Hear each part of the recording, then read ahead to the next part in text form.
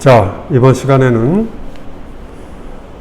의견 양극화와 생산적 논쟁, 의견 양극화와 생산적 논쟁의 두 번째 시간, 여러분 67페이지 본문 두 번째부터 보겠습니다. 자, 빠르게 역시 한번 읽고 우리가 중요한 내용 한 번 더 짚고 넘어가는 그런 방식으로 하겠습니다. 특히 이제 오른쪽이나 좌측에 이렇게 따로 이렇게 정리를 해서 써놓은 부분들은 특별하게 여러분들 잘 봐주길 바랍니다. 그래서 이런 것들을 통해서 결국 시험 문제를 만들어낼 수밖에 없기 때문에 우리 앞 시간에 봤던 앞에 질문, 논쟁이 싸움이 아니라 상호 이해의 장일 수 있는 이유, 이것도 우리 알아봤고, 그 다음에 이제 그 밑에 보면 좌측에 이제 지문에 나오겠지만 미리 먼저 보면 논쟁의 부재의 결과, 논쟁이 없다면 어떤 결과를 낳게 되는가, 그 얘기를 지금 써놓고 있습니다. 비슷한 생각과 입장을 가진 사람들끼리만 만나서 서로 동의만 하는 그런 결과를 낳는다는 얘기예요. 그러니까 끼리끼리만 모인다는 얘기죠. 양극단에서 예를 들어 진보와 보수라면 진보는 진보끼리, 보수는 보수끼리 서로 끼리끼리만 만난다는 얘기예요. 그래서 서로 끼리끼리 만나서 자기네들끼리 서로 동의만 한다는 얘기예요. 그래서 기존의 생각이나 입장이 견고해져서 단단해져서 기형적으로 다져질 수 있다. 기존의 생각이나 입장이 오히려 딱딱해지고 견고해져서 단단해져서 기형적으로 다져질 수 있다는 것이었어요. 그래서 결과적으로 집단이 편향된 한쪽으로 쏠리는 이런 쏠림 현상이 일어난다는 것이고, 그래서 결과적으로 의견이 극단적으로 나눠지게 된다는 얘기입니다. 이렇게 의견이 극단적으로 나눠지는 사회, 우리 앞 시간에도 얘기했지만 양극단으로 나눠지는 사회, 이건 그 양극단이 서로 어떻게 대척점에서 서로 대립하게 되고 갈등하게 되는 우리 사회에서 좋지 않은 그런 모습이 형성되는 겁니다. 그래서 우리 이런 양극단의 양극화를, 극단의 생각들을 해소할 수 있는 방법으로 지난 시간에 우리 얘기했지만 논쟁, 이 생산적 논쟁을 해야 된다, 그런 얘기를 했었습니다. 자, 그 다음에 본문 두 번째, 의견 집단 편향과 한쪽으로 치우침과 양극화, 본문 두 번째.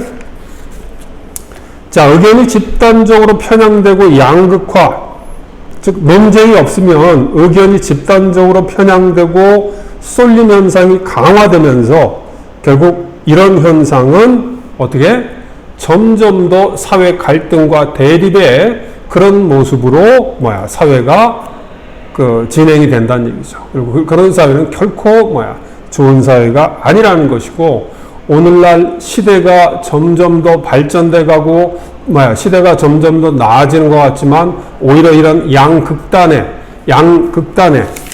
양극화로 가는 이런 모습은 점점 더 첨예하게 나타나고 있습니다.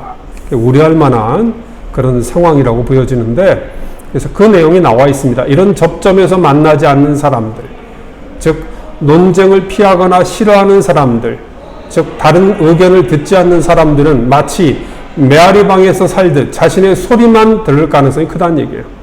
아니면 비슷한 생각을 가진 사람들끼리 만나서 동종교배하듯이, 같은 형질을 갖거나 같은 종의 개체를 교배하듯이, 동종교배하듯이 서로 동의하면서 기존의 입장을 기형적으로 견고하게 다진다. 아까 얘기했던 것이죠. 서로 다른 의견을 가진 사람들 각각의 집단 편향, 이런 쏠림 현상이 오히려 강화된다는 것입니다. 그래서 이런 현상은 인터넷 시대에 들어서, 우리가 이제 구체적으로 우리나라로 치면 인터넷 시대가 이제 90년대 말에 시작됐으니까 2000년대로 들어오면서 이제 본격적으로 시작이 되는 것이니까 우리나라로 친다면 더욱 심화되고 있습니다. 최근에 각종 연구 결과에 따르면 이전과는 다르게 사람들은 소수의 여론 주도자에게 끌려다니지 않고 자신과 비슷한 생각을 가진 사람들에게 동조하면서 기존의 의견과 입장을 더욱더 강화하는 경향을 보인다는 얘기입니다. 그래서 이에 따라서 사람들의 의견이 극단적으로 나뉘는 현상이 발생하고 있다는 걸 얘기하고 있습니다. 자, 본론 세 번째, 토론과 논쟁 부재가 얼마나 위험한 것인지를 얘기하고 있습니다. 토론과 논쟁이 부재한 것이 얼마나 위험한 것인가. 토론과 논쟁이 없는 그런 사회는 오로지 다수의 의견만이 지배하는 아주 위험하고 어떻게 보면 불합리한, 합리적이지 않은, 우리 앞 시간에도 얘기했지만 집단 지성이 존재하지 않은 그런 좋지 않은 사회가 될 가능성이 높습니다. 자, 여기 보면 우리 사회는 서로 다른 의견이 첨예하게 대립하는 사회 문제가 많지만 그에 대해서 치열하게 논쟁하는 모습은 찾기 힘들다. 또한 토론의 자리가 마련된다 하더라도 맞부딪혀서 조목조목 제대로 논쟁하는 모습을 보기 어렵다.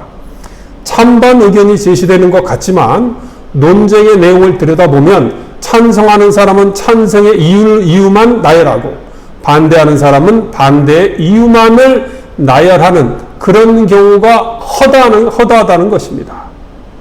그래서 오른쪽에 정리해둔 거 보면 우리 사회 문제 정리되어 있습니다. 첨예하게 대립하는 사회 문제가 많지만 논쟁이 없다는 것이고, 토론 자리가 마련되어도 제대로 논쟁하는 모습을 보기 어렵다는 것이고, 토론을 한번 한다 해도 찬반 의견에 대해서 각자의 의견만 끼리끼리 나열한다는 얘기였어요. 자, 이 글에서 사용된 표현 방법 따로 묶어서 얘기해두고 있습니다. 요거 한번 읽어보시고요. 그 다음 68페이지로 넘어가도록 하겠습니다. 자, 역시 68페이지에 보면 좌측에 우리 사회에서 다른 의견 제시자에게 통설을 강요하는 사례를 이야기해보자. 뭔가 이 통설이라는 것은 여기 우리 네 번째 줄에 나와 있죠. 널리 알려지거나 일반적으로 인정되는 설, 다수의 의견을 가리킨다 그래서 우리가 일반적으로 알고 있는, 일반적으로 모두가 생각하는, 그죠?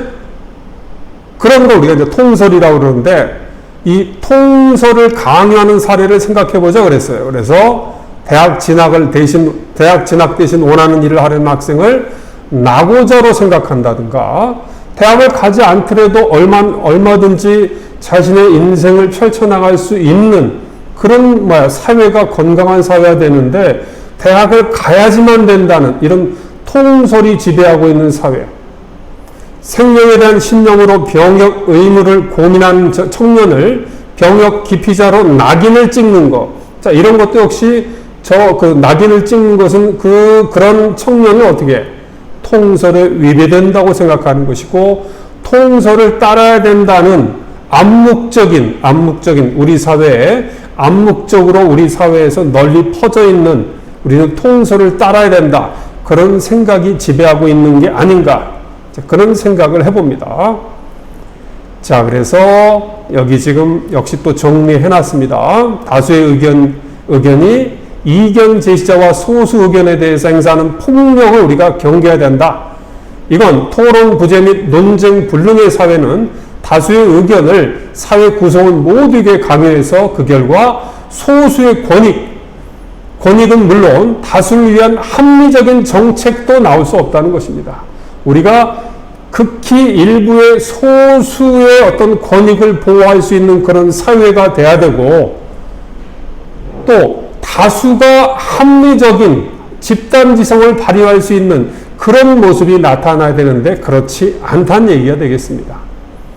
자, 이처럼 우리 사회가 토론과 논쟁에 서툴다는 것은 대부분의 사람은 알고 있다. 그러나 토론 부재와 논쟁 불능의 사회가 가져오는 부작용이 얼마나 큰지를 인식하지 못하고 있다는 것이고, 자, 이제 인용하고 있습니다. 다운표 두 개는 직접 인용이죠. 존 스튜어트 밀은 사회에서 널리 통용되는 의견이나 감정이 부리는 횡포, 그런 통설과 다른 생각과 습관을 가진 이견 제시자에게 사회가 법률적 제재 이외의 방법으로 윽박지르면서 통설을 행동 지침으로 받아들이도록 강요하는 경향에 대비해서도 대비를 해야 한다라고 했다. 자, 밀의 얘기를 한 것입니다. 직접 인용을 통해서. 이는 다수의 의견을 모든 사회 구성원에게 강요하고 조금이라도 다른 의견은 묵살해버리는 사회 위험성과 폭력성을 경계하는 말이란 얘기입니다. 그런 사회에서는 소수의 권익도 다수를 위한 합리적인 정책도 나오질 않는다는 얘기입니다. 자, 마지막 결론으로 가면 의견 스펙트럼, 의견의 범위와 중간층이 두터운 사회. 자, 이런 활발한 논쟁과 토론을 통해서 우리가 어떤 의견의 스펙트럼, 범위의 어떤 중간층을 확대해야 되고, 그런 중간층이 확대된 사회가 좀 더 건강한 사회라는 걸 마지막에 결론적으로 얘기하고 있습니다. 모든 소통이 그러하듯이 논쟁의 출발점도 상대방의 입장을 듣는 데서 시작한다. 상대방의 논리에서 허점을 찾아내고 그 상대방이 납득할 만한 이유를 제공하는 것이 논쟁의 규칙이다. 규칙을 얘기하고 있습니다. 논쟁에. 그러자면 우리가 어울리기 싫어도 생각이 다른 이들과 대화를 해야 되고 또 그들의 입장을 들어야 한다. 미국의 법학자 선스타인은 나는 너의 의견에 동의하지 않는다 라고 말하고, 역시 이것도 직접 인용하고 있습니다. 라고 말하지 않는 사람들은 집단의 의견에 동조하거나 강화된 자기 의견 속에서 안주한다는 얘기입니다. 그렇게 되면 자기 합리화와 상호 비방만 있게 되는 그야말로 논쟁 부재 사회의 어떤 커다란 부작용을 낳는 양극단의 갈등과 서로 대립만이 존재하는 그런 사회가 된다는 것입니다. 반대 의견을 내고 기꺼이 논쟁하는 사람들이 이런 상황을 흔들 수 있는 생산적인 긍정적인 논쟁이 나서야 한다. 치열하게 논쟁하면 우리 사회는 의견 스펙트럼이, 의견의 범위가 지금보다 다양해질 것이고, 논쟁이 활발한 사회는 의견 스펙트럼의, 의견의 범위의 중간층이 두텁게 형성될 것입니다. 그래서 의견 양극화와 쏠림 현상이 두드러진 곳에서는 집단들 간에 공유되지 않는 정보가 많아지고 소수자들은 침묵하게 되고 결국 소수의 권익은 보호되지 않는 그런 사회가 된다는 것입니다. 그래서 사람들이 의견을 잘 내지 않는 사회가 되기 쉽다는 얘기고, 그런 곳에서는 의견의 양극단만 보이고 중간이 보이지 않는 사회가 되는 것이고, 중간 의견이 반영되지 않는 극단의 결정이 횡행하게 되면은 어떤 사회가 되는 겁니까? 끝없는 갈등과 끝없는 분쟁과 그야말로 이 사회는 이 양극단 속에서 헤어날 수 없는 혼란 속에서 살 수밖에 없다는 것입니다. 오늘날의 한국 사회는 과연 어떠한가? 오늘날 한국 사회는 어떻습니까? 우리가 강화문에서 양극단의 사람들이 자신들의 목소리를 격렬하게 표출하는 것을 지금도 매일같이 볼 수가 있습니다. 그래서 우리 사회는 분명히 양극단으로 나뉘어진 갈등과 대립이 첨예하게 형성된 그런 사회의 모습입니다. 그래서 우리가 어떻게 이 생산적인 논쟁이 필요한 그런 사회를 만들어야 된다. 결국 그런 얘기를 하면서 이 글은 끝나게 됐습니다. 자, 간단하게 읽어봤고요. 학습활동은 우리 대면할 때, 학교 나올 때 그때 정리해서 보도록 하고, 여러분들 거기 같이 실려있는 OX 퀴즈는 풀어서 우리가 학교 나올 때 같이 맞춰보도록 합니다. 자, 이 단어는 여기서 끝냅니다. 수고했습니다.